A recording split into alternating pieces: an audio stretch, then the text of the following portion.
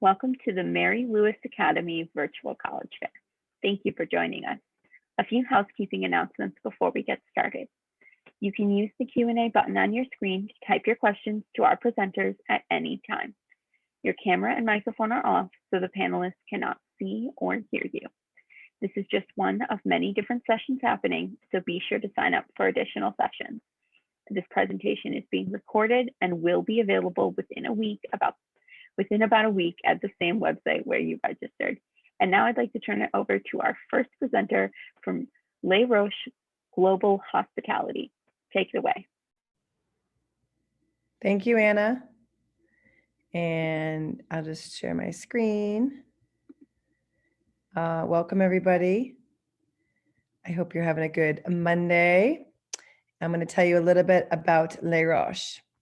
So Roches is an international school located in Switzerland. And actually, Anna, is it possible just to minimize the Zoom participants, or should we keep that open? Oh, yeah, you can minimize that on your own screen. Oh, cool. So that's not showing on everyone's screen. Oh, okay, great. So this is an international business school where we focus on global hospitality education. And we always say it's not just school, it's a way of life. So as you may know, the traditional hospitality industry has always been these four pillars: hotels and resorts, restaurants and bars, travel and events. And this has really been the base of hospitality. And as we move into this 21st century, especially post-COVID, what we're finding is this international experience economy is something that actually a lot of our students are gravitating towards, and where we see more alumni going into this sector. So this sector is more like the iShare economy, Airbnb, the home away. It's more about international events, more investment, finance, banking, marketing, real estate, management, sports, luxury, e-commerce, and luxury. And I think this is probably one of the very most exciting parts of the industry as it is evolving and it is changing. We are shaping the future of hospitality, not only with our experience in our institutions all over the globe. I'll tell you about that in a minute, but also just in the way our faculty and our students are relating to the world. We just recently were equipped with a new innovation lab. And a lot of these companies here on this list that you see are some of the partners that recruit our students for internships. But not all of them are hotels, like Louis Vuitton, JP Morgan, PricewaterhouseCoopers. These are different companies. These are banks and businesses that actually are looking for superior soft skills. And that is something that we kind of strive for. So we are located in Switzerland in a little town called Crans-Montana-Bluche, in Marbella, Spain, and also in booming Shanghai. So we are ranked among the top 3 institutions worldwide for hospitality education. And we also are preparing, like I said, with this innovation and entrepreneurial mindset, a global network. We have over 100 nationalities. We have over 2,700 students on our campus. We're accredited by Niche, and a lot of our students are going right into employment right after work. So that is a good thing. I also want to say here that I think a lot of the time we think of hotels and hospitality as something that is just not very, I would say, exciting, but it is exciting. We have so many things to offer. The first part I want to share with you is the way we teach. It's a living classroom. So we have 3 restaurants on campus. We have farm to table.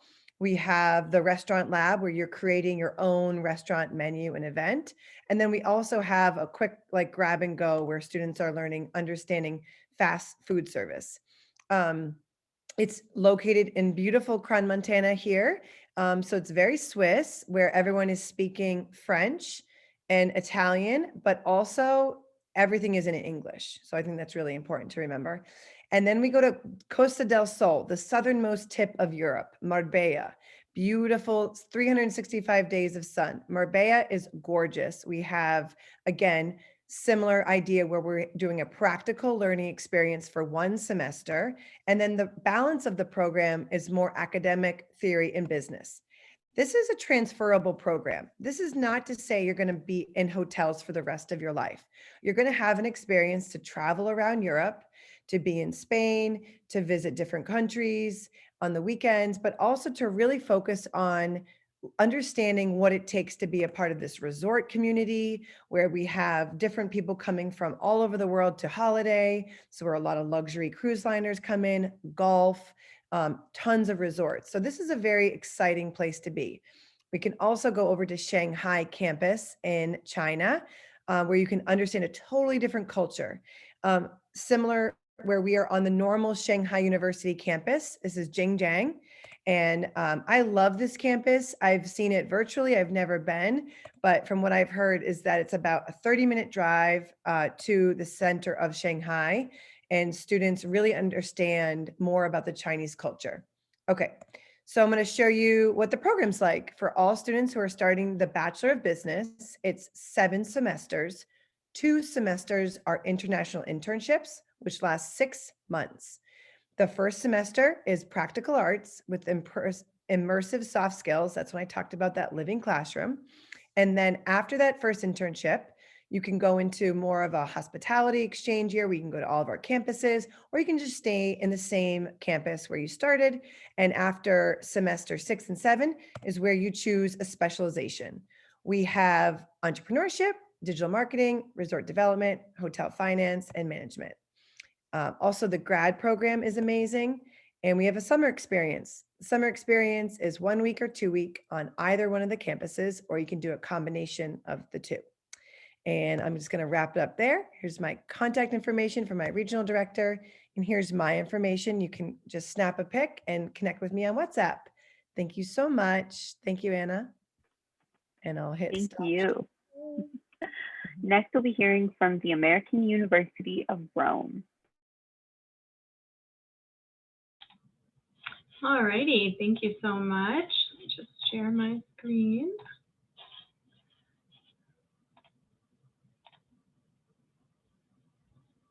All righty. So my name is Kate, and I am the Assistant Director of U.S. Admissions for the American University of Rome. We are a private liberal arts college located in Rome, Italy, founded in 1969. And we are a fully accredited U.S. institution with our degree recognized in the U.S. as well as in the EU. All of our courses are taught in English. And we have 500 students total, so we're quite a tight-knit community at AUR. We do offer 10 majors, which I'll go into in just a few minutes. And because of our small size, our average class size is 14 students. So you get a really great opportunity to form those relationships with your professors. And especially right now, the benefits of that size of a class is that we are doing in-person learning. So no virtual classes at AUR, and it's going really great. And the students are just so happy to be able to be there in person. Despite our small size, we're quite diverse. We have 60 nationalities represented on our campus and 28 languages spoken among students, faculty, and staff. So really, really cool international experience at AUR. So why study in Italy, right? You know, a lot of students don't think about going abroad for all 4 years, but there are lots of great reasons to consider it. First of all, with Italy, I mean, it's Italy, just the food alone, right? But actually it has 55 UNESCO World Heritage Sites. So there's so much culture, so much history, so much to learn. There's fashion, there's art, architecture. And then more broadly, in terms of the benefits of study abroad, is that, well, you can see the statistic, 97% of study abroad students found employment within 12 months of graduation. So there are some really amazing long-term benefits of kind of putting yourself out there in new experiences for your own personal growth. The other cool thing about Rome is that it's actually not that expensive. A lot of students think that studying abroad can be really pricey, but actually Rome in particular is not much more expensive than your average US city. And then you can travel not only to other EU capitals, but Italy and Rome is really the bridge to North Africa and the Middle East. So you can pop to Morocco for a long weekend. Especially at AUR, we don't have classes on Fridays ever, so you get a 3-day weekend every weekend. All right, let's talk about our academics. So like I said, we offer 10 bachelor's degrees. You can see them listed. Some of the more popular ones are business administration, our film and digital media, and our international relations and global politics major. At the heart of all of our programs is experiential learning. So our professors do their very best to get students out in Rome, in museums, doing a dig. For example, with our archaeology and classics program, students will actually be participating in digs around Rome. And if you are studying fine arts, you might go and actually look at a painting in the museum instead of looking at it in a textbook. So it's something we try really hard to do and weave through every component of our curriculum. So outside of class, what does that look like? Well, we've got clubs and sports. We do academic field trips. You might take a 1-credit weekend course to study the production of olive oil in the countryside. And then we also do field trips just for fun. We have Italian culture events and language exchanges.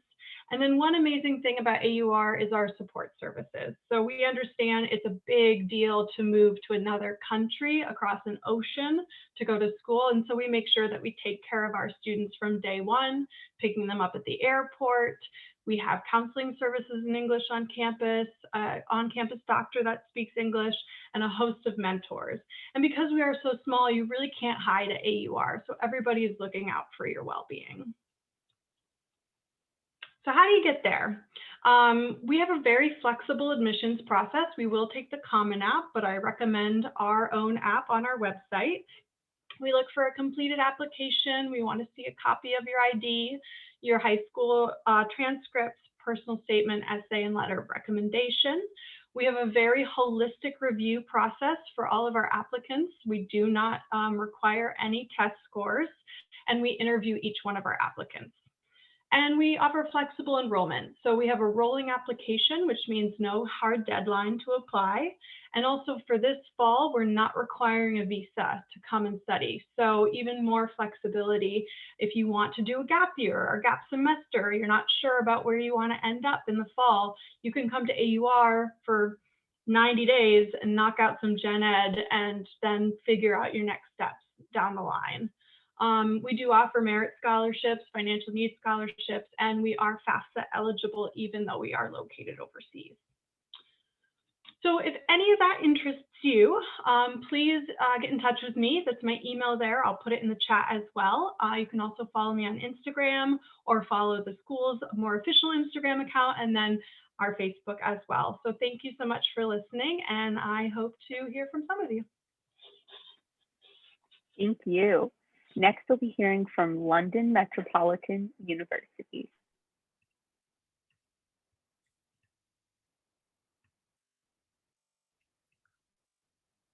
Hello, everyone. Hopefully everyone can see my screen. My name is Jadon Joyner, and I'm representing London Metropolitan University. And so my job, I am an international officer and I work alongside Megan Godding. And so what we do is we are the first contact between any students who are applying from North America, whether you're in New York or you're in Canada or you're in the Caribbean, you'll be in contact with one of us and we will help you with any question that you'll have in terms of studying abroad, in terms of full degree programs. We will be your first person of contact. And so I'm based in Los Angeles and Megan is based in New York, kind of the Northeast area. I'm originally from New York. I'm actually from Brooklyn, New York. And so I definitely understand where you guys are. And so I'm excited that you all are here. And so a little bit about London Metropolitan. So we are in the heart of London. We have 2 campuses. We have a hallway campus and our Altgate campus, which are kind of our right brain and left brain campuses. We have 10,000 students with over 147 different nationalities represented on campus. One thing that's really unique about studying in the UK, specifically in London, is we offer 3-year bachelor programs. And then if you were interested in getting a master's, you could actually get one in 1 year. And so in a total of 4 years, you could actually walk out with a master's degree. We offer very flexible international student scholarships. And then like many of the other universities, we accept US financial aid, and we offer accept veterans benefits. And so again, we are very much into diversity. As I mentioned, we have over 147 different nationalities represented. At least one, we have students from at least one underrepresented group in higher education. That represents over 96% of our students. And then we have pretty much any major or course that you might be able to think of. We have over 100 full degree students from the US, and we are excited to have you, whatever your background is, whatever you kind of believe, we kind of accept that, and we believe that diversity really helps us grow as a community. And so one of the alumnus that we are really proud of is actually the current mayor of London. His name is Sadiq Khan, and he really believes in London as the higher education capital of the world. London is actually ranked the #1 city for international students. And so it's not really just us or Sadiq Khan who believes that. It's really something that's viewed and by everyone in the world. And so this is a picture from our Holloway campus. These are some of the majors, or I guess courses, which is what we call them in the UK, that we offer at our Holloway Road campus. We have a library, a gym, a student union, and then here are some of the courses down here. So we have business, social sciences, human sciences, really anything that you can pretty much think of. And then if any of you are kind of big soccer fans, we are actually directly next to the Emirates Stadium where Arsenal Football Club plays. And then if you're interested in traveling around Europe, we are actually right next to the King's Cross station, where you can take the train to get to Paris in 3 hours. But then if you're kind of a fan of Harry Potter, we're also really close to where you can catch the train to go to Hogwarts. So there's a lot of different things that you can do in London. This is our Altgate campus. And so this is more of our creative campus, where you can take our architecture, design, a lot of fashion, creative writing, a lot of those different types of majors. And then we're really close to the Tower of London, that you can see right here up here on the right. And so now I'm going to buzz through a couple pictures just so you can kind of get a feel for what it's actually like on campus. So this is our Science Center. This is our Learning Center. A lot of times people think about London and they think of old architecture and just a lot of these ancient things. But one thing in London, we've modernized. And so everything is very clean and sleek and very well designed, I would say. And so you can kind of see that in this Learning Center. And then some of our cutting edge classrooms. These are some of our newsrooms, which are available to each and every student. Our art and architecture design studios, bars, chill out zones, cafes. And the one thing that's great is, as a student, is you get access to everything. So you get student discounts. I know I loved being able to go to Broadway shows. And so the Broadway equivalent in London is West End. As a London Met student, you can get discounts. So you could go see The Lion King, for instance, for less than $20 because you're a London Met student. So there are a lot of different benefits that you get by being a London Met student. We have gyms, sports halls, dance studios. We have accommodations as well that students can book. And then a little bit about the application process. So we have a September and a January start date. Also, like some of the other universities, we operate on rolling admission, and you can apply directly to London Met for free, or you can use the UCAS, which is kind of like the UK Common App, where you can apply up to 5 different programs. And then I always suggest that students kind of check out this video. It's if you type it in on Google, London Met, do something you love. It's this really awesome student-led tour where you can kind of get a real good feel for what it's actually like being on campus. And then last but not least, if you would like to get in contact with us, feel free to take a quick screenshot of this screen and you can just email us. And then, but if you don't have time, you can always just type in international at londonmet.ac.uk. And so thank you all so much. Oh, my timer went off, and hope to hear from you all soon. Thank you. Next, we'll be hearing from St. Joseph's College of Maine.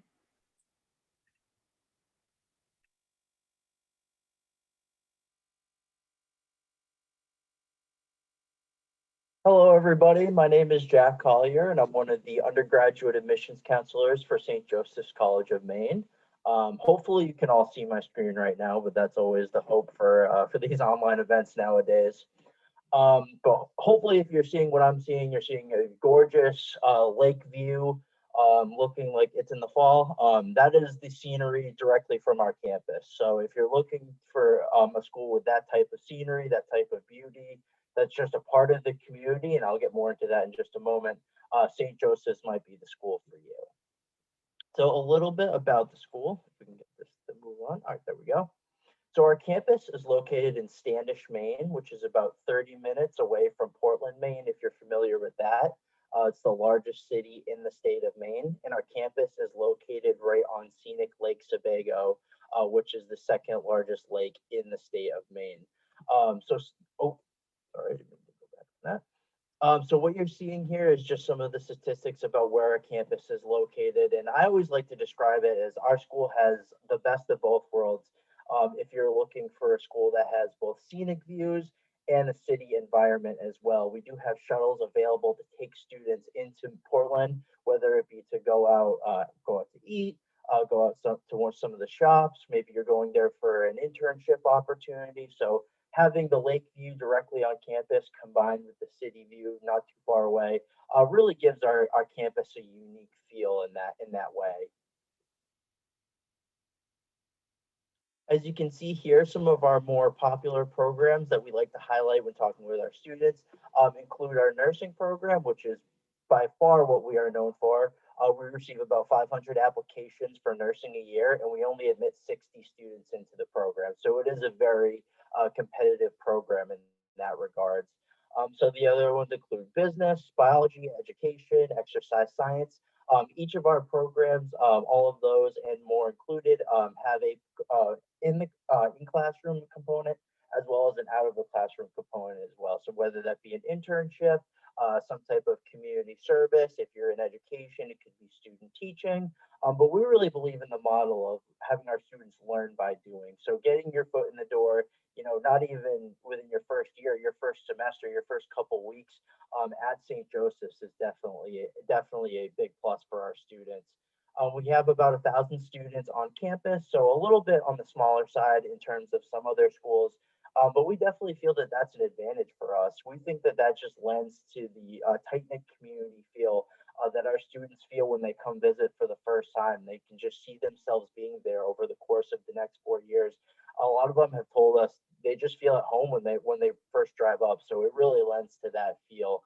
On top of that, our student faculty ratio is 13-1, and our average class size is about 16 students. So maybe not too different from anything that you're already used to in that regard. And also you can see on this slide, 92% job rate placement. And that doesn't just include students that got into internships over the course of their 4 years. It certainly does help, and we do have those available for students if they do choose to participate. But that job placement rate applies to our entire undergrad programs.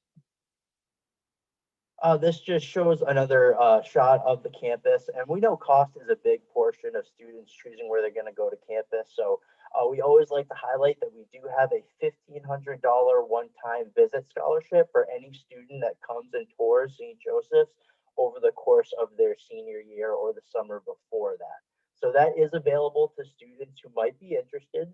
We are hosting tours. We just do ask that students who do come have a negative COVID test before attending campus. But campus is available and open for you to tour if you are interested. So these are just some of the dates that we have for most years. It did not change for this year.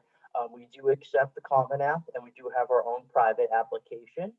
Students who apply by November 15th will also receive our $1,500 4-year out payment of our early action scholarship. So that's $6,000 over the course of 4 years.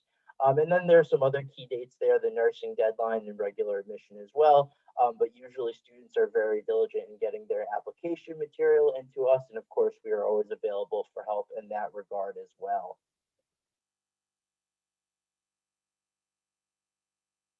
And I would be remiss if I wasn't able to mention our athletic program. We are one of the most competitive schools for Division III athletics. We compete in the Great Northeast Athletic Conference. And since 2007, we have the most Coach of the Year awards and most All-Americans in conference championships as well, in Division III athletics. So our soccer team, men's and women's, lacrosse, basketball, volleyball. It's really hard to pick a sport. You say if someone was to ask, what's your best sport? We're very competitive in all of our athletics, and all of our coaches have prior coaching experience. So very much priding ourselves on our Division III athletics. And our coaches do a great job of making sure that all academic requirements are met so that students can perform their best on the field, on the court, or whatever the situation might be. But it looks like we're running out of time here, so we'll leave you with just a little financial information. And of course, I'm available to hand out any contact info and information going forward as well. Thank you. Thank you. Lastly, we'll be hearing from Maine Maritime Academy. Hey, how's everybody doing tonight? It's kind of nice to follow another Maine school. You will certainly notice some similarities, but also a lot of differences. Whoop. Start at the beginning. There we go. So my name is Elizabeth Allaby. I'm an admissions counselor with Maine Maritime Academy, and you'll notice that our school very much has a niche. It says it right in the name with Maritime. Almost all of our majors certainly focus on some aspect of working on the ocean, in the ocean, be it oceanography, marine engineering, or going into marine transportation, as well as international business and logistics, sort of that import-export, the international trade and supply chain management. And I'll talk to you a little bit more about those different things in more detail, of course. So we are located in Castine, Maine. We're a little ways up the coast from St. Joseph's, about down east. And Castine, Maine is quite a small town. I would almost equate it to a village in the US. So we're around 1,500 people in the town, and our campus is around 950 students. So we are a 35-acre campus. We're located directly on the coast of Maine. It's kind of hard to see behind me, but this is our waterfront that we have available to our students. We offer 23 different degree programs, 23 different bachelor's, as well as a handful of associate's degrees in the transportation department, and I can talk about those as well. Embedded within those different degree programs, we offer 7 professional licenses, 5 of which are from the US Coast Guard. So if you're interested in operating vessels, working aboard vessels, be it in the engine room, up in the bridge where you see the student on the left-hand side, there might be an opportunity for you there. So because we're pretty small, we're able to offer a small student to faculty ratio, about 11 to 1. And your average class size is going to be around 20, though I'll tell you that it often is much smaller than that, usually around 10 to 12. So if you enjoy that really nice close-knit community feel, I sort of call us more like a family. You're going to get to know your professors very well, have that one-on-one interaction, be it either from academic support, or maybe you're interested in the area of research that your professors specialize in. Note about our professors, several of them do have PhDs, masters, so the highest degrees in their fields, but also a lot of them come from the industry. So we have quite a few captains, for example, who are teaching our transportation courses. Other things to note, so we're not just all about academics. As I mentioned, there are a lot of ways to sort of get involved on campus. My favorite, of course, would be our waterfront, where we have over 60 training, research, and pleasure vessels waiting for you. So maybe you're really into sailing, or you've never sailed a boat before, or you've never even operated a boat. It's a really great opportunity to get involved down at the waterfront. They'll teach you everything that you need to know so you can go and explore the 1,000+ islands that dot along the coast of Maine. We do have a variety of clubs and organizations. A lot of them also gear you towards getting on the water. getting you in the water, be it with scuba. There's some different service organizations, things like that, and they're entirely student run. So those clubs sort of change as our students change. And it's very easy to get a club started. So if there's something that you want to get going up in Castine, Maine, up at Maine Maritime Academy, we're very happy to help you out with that. We do also offer a variety of Division III sports. I believe we have 7 women's teams, all on a later slide, show you what all those different sports are in case you're interested. But one thing I did want to touch on certainly was our 4 academic departments. So we, majority of our students, probably 2/3, are in the engineering department, whether or not they're on the marine engineering side, so they're getting that Coast Guard license to allow them to work aboard vessels, any size vessels all over the world, or the transportation side, they're learning those navigation skills, they're actually operating the vessels up behind the helm. That management is the international business and logistics piece I had mentioned, so global supply chain management. This is the one where I kind of lose folks when I try to convince them that they also are under the maritime umbrella. Most trade occurs aboard a vessel as opposed to up in the sky. So it's actually pretty excellent that these students are able to learn about this part of the supply chain alongside their peers who are going to be working on the vessels.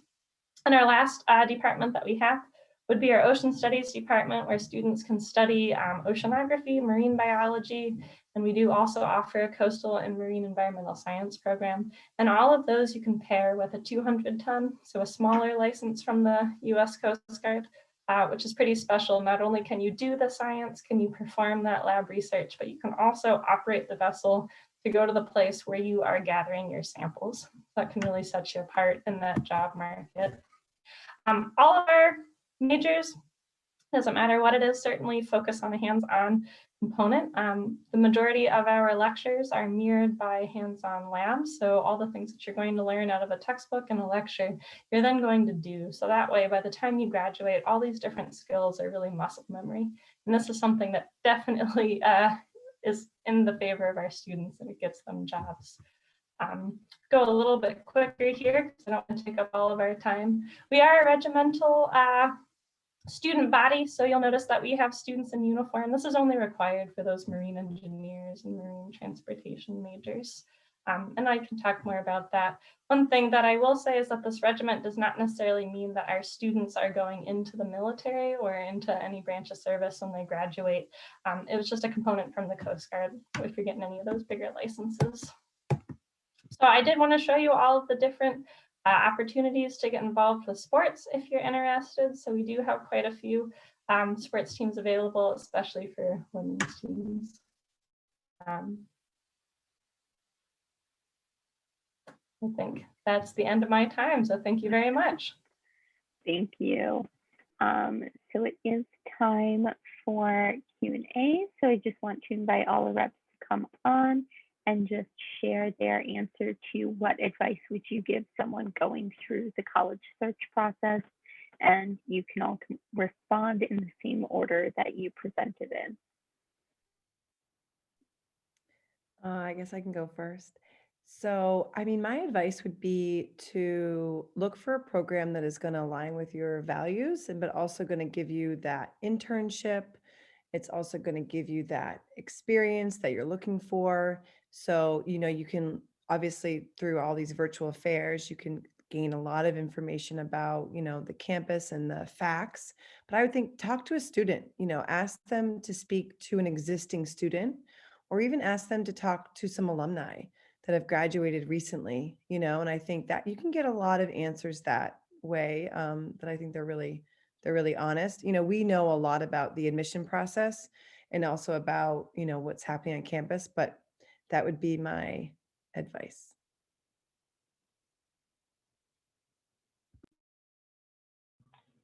Okay, I guess my advice, I think it was last week or 2 weeks ago, I was speaking with a student who was interested in archaeology and classics at AUR, and she was a transfer student, and she started at UConn for nursing. She was so certain she wanted to be a nurse. Her parents were psyched on it. She was definitely going to have a job, et cetera, et cetera. she found out very quickly in her first couple of classes that nursing was not for her. And so she stopped attending her program, and now she's taking some community college courses and trying to figure out the next steps. And we were just talking about the importance of like being really true to your interests. I think that there's a lot of pressure on students these days to find a degree that's going to lead them straight to a job. And I think while it's important to think about, you know, where your degree is going to lead you in terms of employment, I think it's also just as important to realize that you're choosing something that you're going to do not necessarily for the rest of your life, because apparently we all switch jobs 7 times in our life, but you're going to be doing it for a while. You're investing a lot of money into this decision, into this time. And so you want to make sure that it's going to be something that you're going to be happy doing. So I would just really encourage you to kind of deeply think about your major and whether or not it's something that you're doing for yourself and for your own enjoyment, or are you doing it for the job security and because somebody wants you to. So that would be the biggest piece of advice I have. I guess I'm next. Thank you guys. I think the advice I would give is just to be very bold and try something different, because I think it's a lot of our friends, a lot of people that you know, like end up kind of going to school in the States. And even if you do, I want you guys to be bold and think about getting a degree outside of the country. And even if you don't, definitely do some type of study abroad. I think college is one of the greatest times for you to study outside the country and travel, because kind of once you, unless your job does that, like it will be so much more difficult for you to do that once you get older. So definitely be bold and try something new, because you'll really look back and say, wow, I can't believe I lived out of the country. I can't believe I went to that country for a summer or for a semester. Definitely take advantage of this time that you have in college to study abroad, be bold, and try something new. Well, first of all, I would just highlight what the rest of the counselors have said. That's all fantastic advice. And I would just add on to, when you're searching for a school, you know, I think it's so common for students to look at, well, I'd like a big school with this many students in this program and blah, blah, blah, and whatever it might be. I think equally as important is to ask, what don't I want? Right? Oh, I don't want this type of environment at a school, or I don't want this number of students in a class. So, you know, I think if you can remove the kind of schools that you don't want, or something in a school that you don't like, or something to that effect, it can really help narrow down a school choice.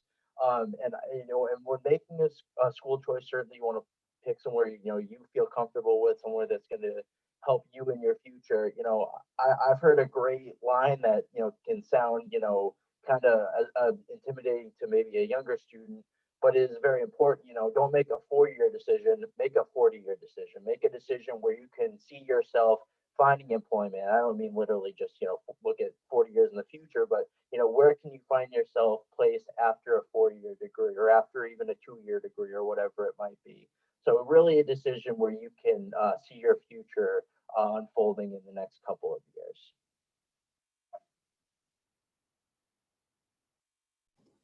My advice is twofold, sort of very similar to what you've heard. You kind of only regret the things that you don't do in life. So if there's that opportunity to go to that foreign country, to hop on that boat, do it. Why not? Now is a great time to try it. And my second piece of advice would just be ask questions. Ask questions of anybody you can possibly find, be it your guidance counselors, your friends, students at the campus that you're interested in. Be bold, ask those questions so you can get the information you want.